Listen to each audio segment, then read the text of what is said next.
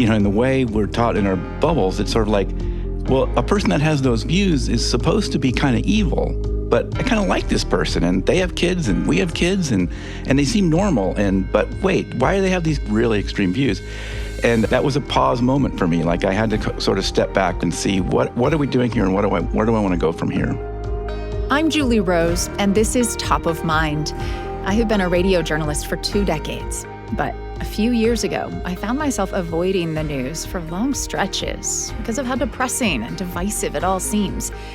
I still wanted to be informed and engaged on important issues, though, and I figured I couldn't be alone in that. So we created this podcast.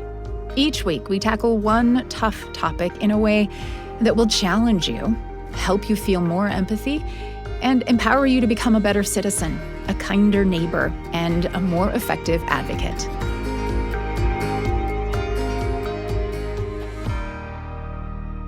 Today, getting out of the outrage cycle. Have you noticed how getting really angry about something feels kind of good? Well, brain science tells us that outrage triggers a jolt of dopamine and cortisol in the pleasure center of the brain, which I suspect is why sometimes I really do just love to get on a good rant about something. It's not healthy, totally acknowledge that, but it's a basic instinct of sorts, really. It's rooted in the threat response that developed to keep us safe, to draw our attention to danger or conflict, so we take it seriously and stay alive. Well, the problem these days is that we are on outrage overload. Social media, cable news, and politics are full of people who are eager to wind us up about really everything. And that means we have to work even harder to counter the urge to fall into outrage. Well, here on Top of Mind, we call that a stick-with-it moment. When someone or some information comes along that really rubs you wrong, but you choose in that moment to stay open and curious, to stick with the discomfort, to not succumb to the outrage, which might feel better or feel safer in that moment. Well, who better to talk this through with than David Beckemeyer? He's host of a podcast called Outrage Overload, which is dedicated to the science of outrage and exploring ways to lower the temperature. David, welcome. It's so great to have you with us. Thanks for your time. Oh, it's my pleasure. So happy to be here. We will talk a bit more about Outrage Overload, your podcast, in a moment, but let's start with a stick-with-it story. Tell us about a time when you chose to stay open and curious instead of shutting down or getting defensive. What was the state of your mindset? Yeah, well, we have, we had the period of the 2016 elections, and then we have Trump winning the election, and then we have 2020 and all the things happening around lockdowns and people fighting over that. And so I'm in the middle of that, and I'm taking positions, and I'm getting in social media fights, and I'm kind of doing that. And also... Wait. So you're indulging in the outrage in a pretty active way. Yeah, and you don't even know you're doing it at the time you're doing it. But yeah, I was, right? And that's what I was doing. And, and also then people around me. So a lot of people in my life, you can see people disconnecting and, blocking people or canceling people, whatever language you want to use. And also just get, I don't, like in real life, like we don't even talk anymore, this kind of thing. And just seeing so much of that, like other family members doing this and people I know breaking ties with their long relatives and friends and things like that. It seemed like almost everybody had a story like that. And then I guess all that kind of was kind of the build-up, and then the straw that broke the camel's back, or whatever metaphor we're going to use, was probably my son getting off. And he's like in his 30s, he's a millennial, and he got off social media. And previously, he was very active on social media. And active in a kind of an outragey way, in the way that you were also describing? I didn't know that, but apparently he was. But just in general, just that generation tends to be pretty active in social media. So that was a pretty big deal for him to walk away from it. Right. When was this roughly? Would this have been after the 2020 election or even before? Yeah, this probably was in not as late as like 2022. So then I tried to talk to him about it. I discovered that he was doing it worse than me, and had really gone down the path of getting in a lot, and it sort of became a pastime to have these social media arguments. And it was, he was admitted that it got as bad as, it went beyond now, I don't even want to win the argument because of some belief I have anymore. I just want to win the argument to win the argument, and I just want to see how much I can get the other person spun up. So, basically almost all the way to sort of a trolling type behavior. And it was one of those classic, it feels good in the moment, but it feels really bad a little bit later kind of things. And so how did that strike you, hearing him confess to that? What was going through your mind? Well, it's so out of character for him. And so I was really kind of very amazed by that. And the fact that he opened up, and it was kind of like a wake-up call, like I say, kind of a culmination of all these events. But then this was kind of maybe a rock bottom kind of moment. For him, for you also? Right, for me. Not only in my behavior, but in society at large. Like, this is now, like, just, it's out there. This is a thing. I'm not the only one. and I want to now understand it better. Like, what is this about? Was there any part of you that wanted to kind of deflect when you heard your son explaining this behavior that seemed pretty extreme to you and uncharacteristic of him? Was there any part of you that was like, well, I'm glad I'm not that bad, or or well, I'm not, what I'm doing is just standing up for what is right. It's not like I'm not part of the problem. I mean, was there any part of you that wanted to kind of push back against the notion that any change was necessary on your part? Oh, yeah, for sure. I mean, those tendencies are very strong, and probably spent 2 years doing that, right, before I finally kind of reached that moment where it's now time to take a step back and look at this from more of an objective observer sort of perspective, and try to anyway. Interesting. So that's sort of your first stick with it moment, is kind of deciding to take a much closer look at your own behavior, and your son, it sounds like, prompted that self-reflection. And so what did you see when you took a real close look? If you'd be willing to kind of speak vulnerably to us, like, did you feel embarrassed, guilty, sad? Yeah, absolutely. I mean, like, I just felt foolish, and I don't really think of myself as I'm not the smartest guy, but I don't consider myself that dumb. But boy, it sure seemed dumb to be doing what I'm doing, right? And then, and of course, you see a lot of smart people doing dumb stuff. But and I think it was a big mix of emotions, really, and it's sort of an embarrassment, and I mean, it's a whole bunch of sort of difficult emotions, like you say, sort of sadness, but I think it's more kind of like a lot of kind of wanting to make amends, having regrets, and being embarrassed, and just feeling foolish. I mean, that's probably the biggest one. Yeah, thanks for sharing that. And so you decided to do something different. Where did that lead you? I mean, did you get off social media or did you just stop engaging? Like, how did you change your behavior at that point? Yeah, I dramatically changed the type of interactions. I mean, I didn't go delete all my posts so someone can go back and find them if they want to. But no, I dramatically changed my both the amount that I'm participating on all those platforms and even in real life, but also just the nature of it, right? So yeah, it's typically, if I end up in a fight, it's almost like an accident at this point, right? Because it's like, wait, you took what I said really a weird way, so let me see if I can clean this up a little bit. Yeah. I have no intention. You weren't chasing the outrage anymore then. You weren't kind of chasing those angry encounters. No.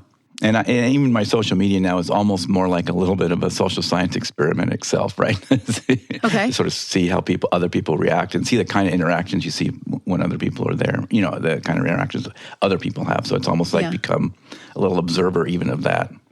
So connect the dots for us then. Was it also at this point that you started to kind of want to understand on a more meta level even, like, what is happening and how did I fall for this? Why are so many of us getting sucked into this? Exactly. Yeah, that's exactly where I went. And I thought, I'm a science nerd. I'm not really a scientist, but I'm kind of a science nerd. And I've run research labs in sort of the commercial space, so I have some experience with that.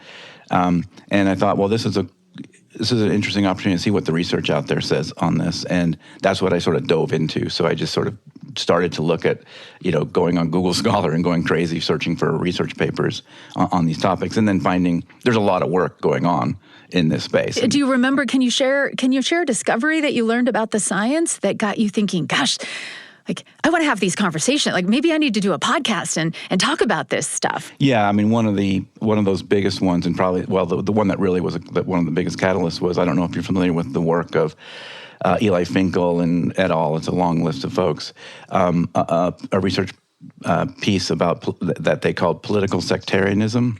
Okay. And it came out in 2020 in Science magazine. It came out a little bit before the 2020 elections, but I hadn't seen it before that. What was the essence, or what was the thing that you resonated so much with in that paper? I think it's that we sort of turn these things into morality stories, that we really have come to the point where it's not even about these positions or any of that anymore. It's just a really tribal sort of us and them thing, and it's become, and they call it political sectarianism because it's more like a religion now. It's more like a religious fight, and I'm going to support my tribe no matter what, and then it gets attached and associated with these moral feelings.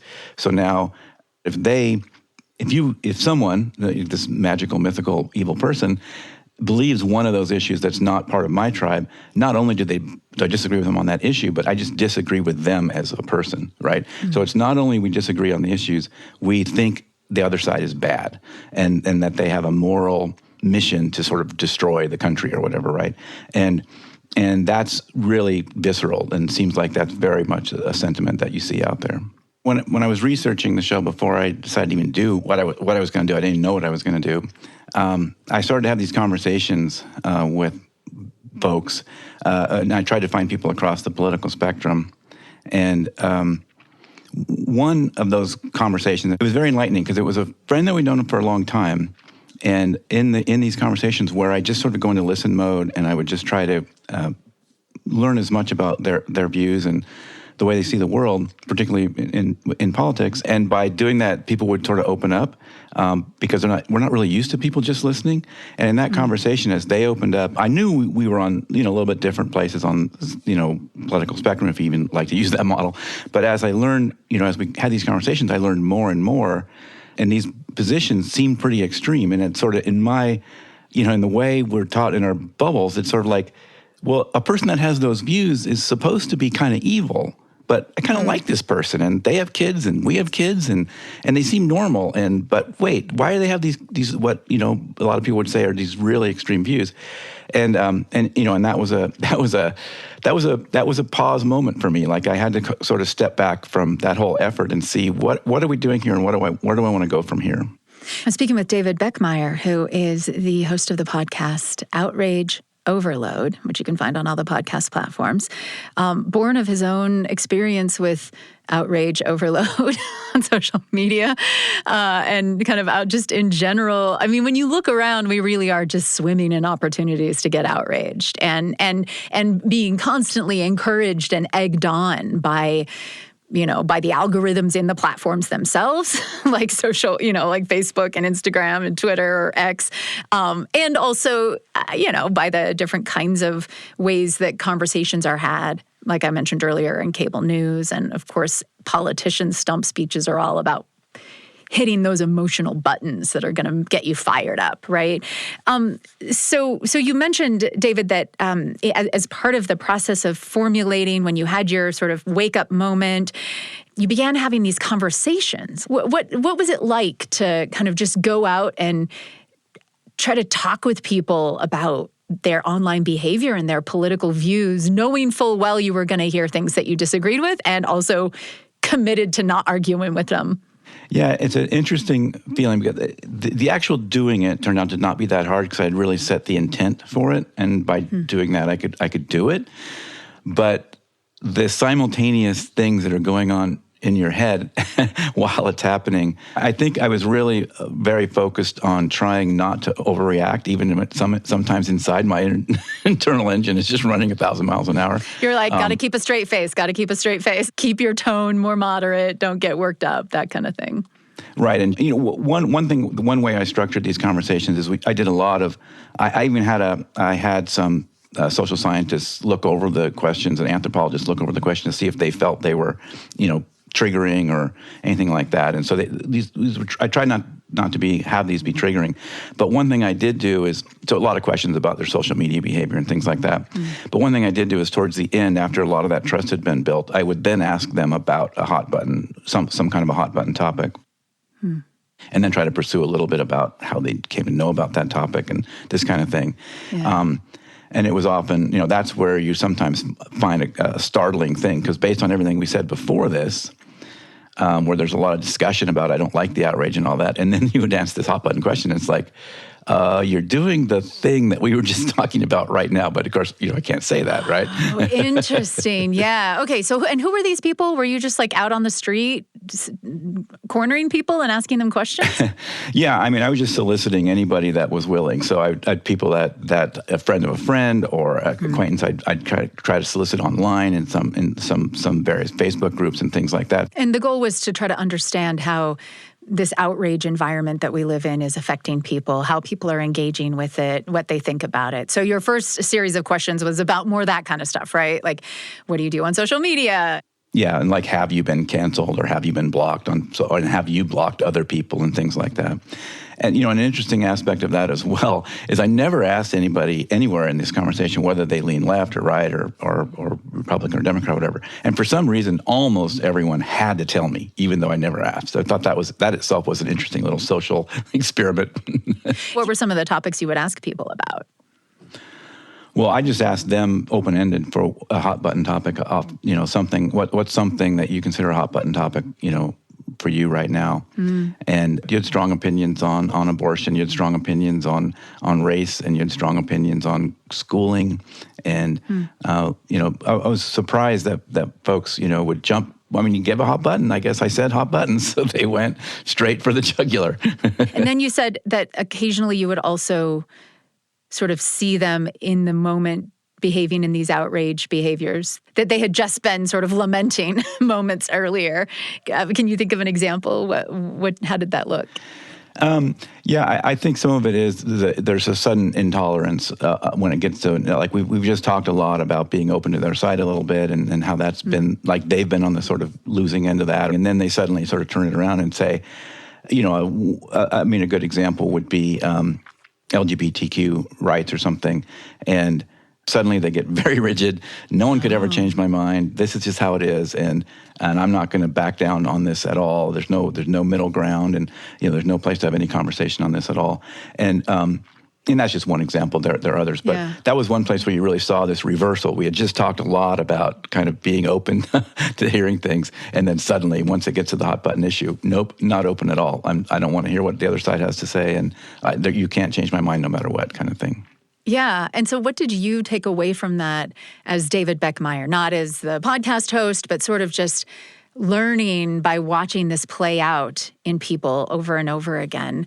Yeah, and it's a challenge because it's easy to not see it in yourself. And that's the biggest message I took away, right? That, and I'm sure I do it too and don't know I'm doing it, right? So it's just, I think the biggest thing I've taken away in that regard is just trying to be more and more self-aware about it. And wait, did I just do the thing that we talk about on my show all the time? And people are really, like, challenged by this nuance. Like, it's this balance of they don't want to be outraged, kind of, but they also, like you said in the beginning, they kind of do.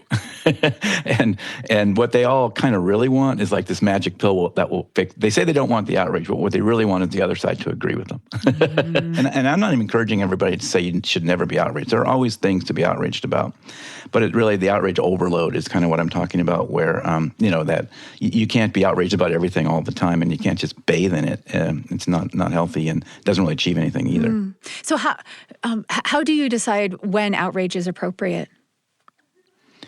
Yeah, it's a great question. I think, and it comes down to trying to tie it back to your values, and really your values, not your tribe's values. Like, it's easy to say, well, my tribe says I should think this way. But see if you can tie it back to your own values. Is this really important to you? Is this really something that is important enough to you to be screaming and shouting about? Is this a thing that you've only learned about a week ago, and maybe you need to look into it a little deeper? So I think some of those are good tests, like, how well do I know this topic? How well does it align with my values? And maybe that means stopping and going figuring out what your values are too, right? But yeah, I think that's the biggest one is, am I just doing this? Am I just angry now because my tribe told me to be angry? And often, I think another really important question is there more to this story? Because there's almost always more. If you just heard the story on social media or even on news media or even in newspapers, there might be more of that story, particularly if it's a more partisan source. And there almost always is more of that story, and that will help lower the temperature often. And sometimes there's not. Like, yeah, this thing really does outrage me, and that's perfectly fine. Now, what are you going to do, though? I mean, I don't recommend, so, maybe the behavior of just going on social media and screaming is not the best way to get much done from that. So maybe see what else there is that's a better thing you can do. Get involved locally, the city council, spend more time locally in general. One of my big pieces of advice, like go to the fire department, go to those meetings, do things like that, and don't spend as much time worrying about national politics. But yeah, I mean, I think that being outraged is fine, but yeah, be more mindful of, is this a thing I should be this mad about? David Beckemeyer is host of the podcast Outrage Overload. You can find it on Spotify, Apple Podcasts, anywhere you listen to podcasts. A really great companion listen to Top of Mind and to these Stick With It conversations. They're also online at outrageoverload.net. David, is there an episode you recommend people start with, or just kind of dive in wherever they'd like? There's a few episodes I think are important there, but really you really can just dive in anywhere. The very first episodes, I cringe a little bit because those were my first episodes ever done, but they're with Peter Ditto, who was one of the authors of that political sectarianism paper, and that's a 2-part episode. It's not a terrible place to start. There's also an important episode with Tobias Rose Stockwell, who wrote a book called The Outrage Machine. Those are good ones to start with if you kind of want an overview of this whole landscape. But yeah, you can really dive in pretty much anywhere. Yeah. And I appreciate that occasionally you're also, frequently you're very self-reflective, even in the context of, putting these episodes together, willing to admit areas where you fall short. I think that for me, that always adds to the credibility of sources when they admit, I don't have it all figured out, because that's the reality. I like to see that nuance and complexity. That's what Top of Mind's all about. So, David, thank you so much for taking time today. It's been really lovely speaking with you. Thank you, Julie. I really enjoyed it. So have you fallen into an outrage trap recently? Or even better, have you succeeded in stepping back from the brink, choosing to stay open and curious instead of lashing out or shutting down? That's the essence of a Stick With It moment, and I would love to hear what you're experiencing. Email topofmind@byu.edu. I read all the emails, and maybe we'll even have you on the podcast to talk about it. I had an experience recently with a close friend who texted me about an episode of Top of Mind where we were talking about cultural appropriation, what it is, what it isn't, what kind of harm it can do. Well, it turns out my friend has really strong feelings about this issue, and he wanted me to know that he disagreed with the perspective that he had heard. And he thought it was kind of ridiculous even that we'd done a podcast where we talked about this issue. That's the extent to which he is frustrated with the concept of cultural appropriation. Well, my first instinct when I got that text was anger, and to try to argue back with him, to lash back in a text. And then my next thought was, okay, maybe I should just be the bigger person and ignore the message. I could tell he was just venting, and he kind of likes to push buttons. And so, I figured maybe I'll just let this lie. And then I thought, okay, Julie, stick with it. How can you approach this with curiosity? This is a friend that you value. Can you engage in a way that might lead you to better understand each other? So I texted back something like, hey, thanks for your thoughts. I think you know that I disagree on this one, but I'd really love to better understand where you're coming from. We went back and forth a bit, and I was really trying to honor his perspective and share my view without turning it into a debate or something angry. And as we were going along, he suddenly divulged a personal experience he had had with the issue that had shaped his view on it. And that changed everything for me. I could immediately see why he felt so strongly the way he did. And I even realized that if the same thing had happened to me, I'd probably feel the same way he does. It turned out to be a great exchange. We learned a little more about one another. Neither of us changed our minds. We knew that wasn't going to happen going in. But instead of it being this angry, upsetting experience, it was actually really energizing, which was a new thing for me. And he was kind of also amazed by it. He quipped at the end, hey, we just did a top-of-mind civil conversation. That was nice. So, have you had an experience like that recently? Has there been an episode of Top of Mind that's prompted a conversation? Tell me about it. Again, you can reach me at topofmind@byu.edu. Top of Mind is a BYU radio podcast. I'm Julie Rose. We'll talk soon.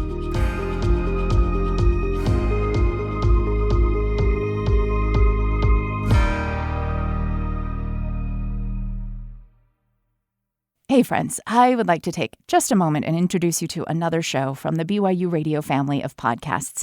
It's The Lisa Show. Lisa Valentine Clark is the host. She's a comedian, actress, believer, single mom.